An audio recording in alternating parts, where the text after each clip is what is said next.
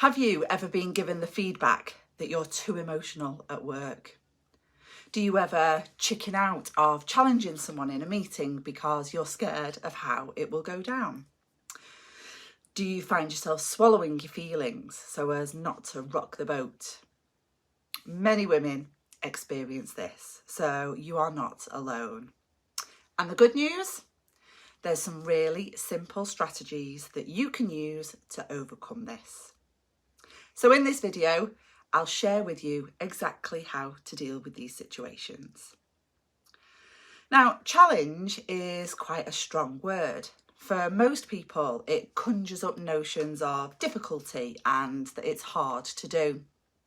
Mix that in with often observing situations where challenge has gone pear-shaped, it's been a bit awkward, maybe it's been embarrassing, or it's gone wrong, and it's easy to see why you'd be put off. It creates an unhelpful mindset of challenge, and it's our mindset that goes on to drive our behaviour and subsequently our results. So my first top tip is to avoid saying, "I disagree." It's a surefire way to locking horns and creating stalemate. And that's what might give you the aggressive vibes. So the trick is to reframe the mindset. What if challenging someone was just being curious instead? When you have a genuine desire to want to know or learn more about where someone is coming from, you can engage in much more meaningful dialogue about other avenues. And the process of exploring it will do one of three things. It might help you get what they mean, so you actually no longer want to challenge. You might challenge them and influence them to change their mind as your questions get them to think differently. Or you might change your mind in the process too. Now, when it comes to being too emotional, the secret is to describe it rather than display it. We're all emotional beings, women more so than men sometimes.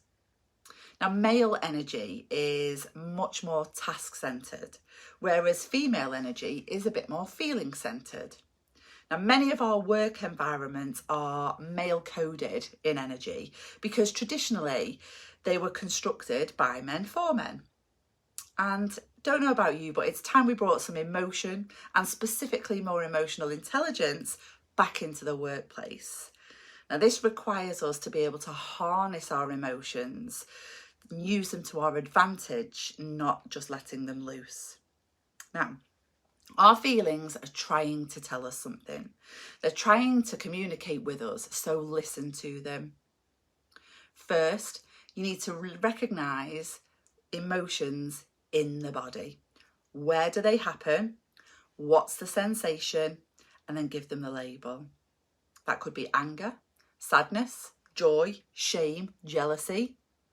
I feel anger in my chest. I feel worry in my tummy. Overwhelm in my head, shame in my cheeks, and joy in my heart. And when you can do that, you're in a strong position to describe it rather than just let it out and display it. So it might sound something like this. I'm really angry that you've let me down on this deadline. It damages our credibility, and I'm disappointed that you didn't flag it with me up front. So, next time you're faced with either of these situations, give these simple techniques a try and get ready to feel quite liberated and empowered as a result. You'll never put off a challenging conversation again.